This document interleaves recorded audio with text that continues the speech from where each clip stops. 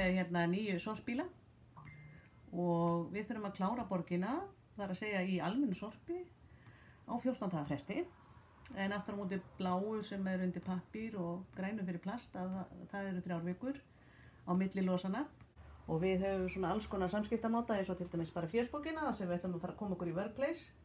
Og síðan erum við með hérna flotastýringuna þar sem ég sé hvað þeir eru og nú er allir að vinna hérna í Breiðholtinu. Allt á áætlun. Við ætlum að klára Breiðholtið í dag, sýnist mér. Auðvitað að vinna að stýra svona stórum hóp og svo erum við þetta vertíðin framundan, jólin, áramótin, það er auðvitað alveg svakalega tími hjá okkur, ekkert frígefið og það er svona okkar vertíð.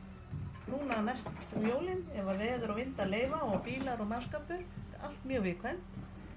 Þá þurfum við að klára sem sagt borgina fyrir austan 11 ár á milli hátíða. Það er töff, vinnum mikið. Við erum búin að vera með fésbókina síðan 2014, svo þetta er heimatökin fyrir okkur.